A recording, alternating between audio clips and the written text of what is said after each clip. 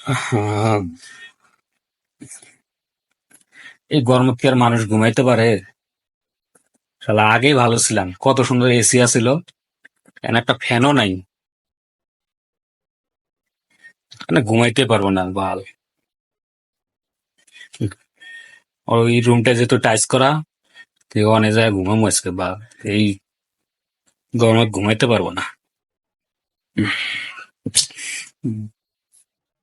বালের উপরে একটা বেড দিছে, নামতেও সমস্যা, কোনো সিঁড়ি নাই, কিছু নাই।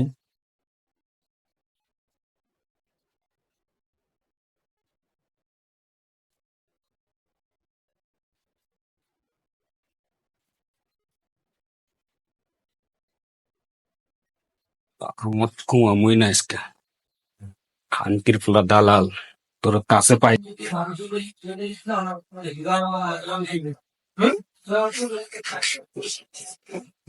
ঘুমটা খালি আছে, একটাও কাজে লাগাচ্ছে, আমি ঘুম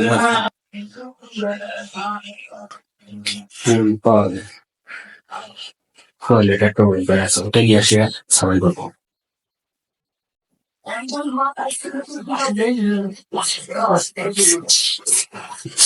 তাহলে এটা আবার কেটা গেছে।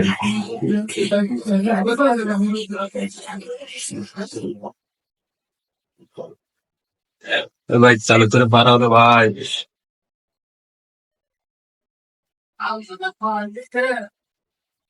আমি একটা আসলে দেখি।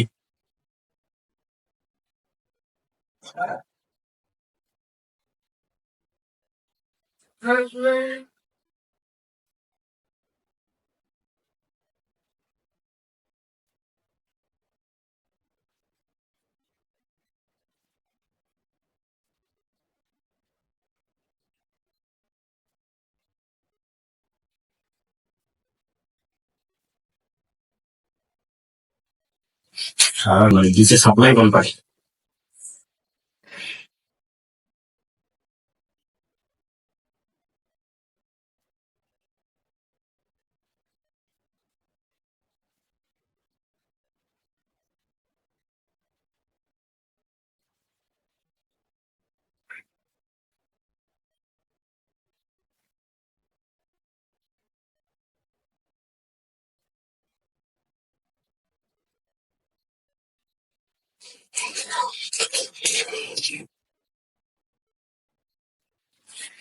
বালিশটা নিয়ে আসে হবে।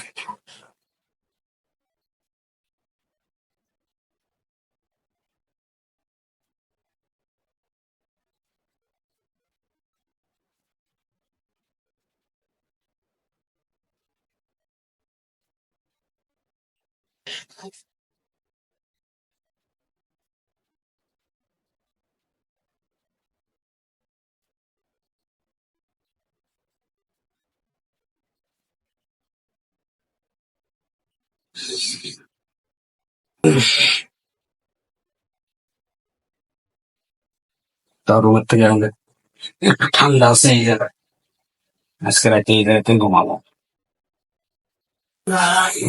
হয়তো মনে করবেন যে মিথ্যা বলতেছি, মিথ্যার কিছু না, যা সত্য কথা ভাই। 5,10,000 টাকা দিয়ে বিদেশ আইছি আমি। ডাইরেক্ট কোম্পানির কথা বলছে, কিন্তু সাপ্লাইয়ের মধ্যে দিছে। যারা বিদেশ আসবেন একটু বুঝে শুনে আসবেন, খোঁজ খবর নিয়ে আসবেন। 5,10,000 টাকা নিচে দালালে আমার কাছ থেকে নিয়ে ডাইরেক্ট কোম্পানির কথা বলে সাপ্লাইয়ের মধ্যে দিছে। আর আজকে এই পরিস্থিতি, গরমের জন্য রুমে ঘুমাইতে পারি না, কোনো ফ্যান নাই, এসি নাই।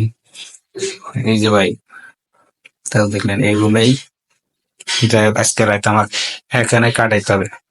রুমে যা কি করবো, রুমে সেই গরম, ঘুমান যায় না।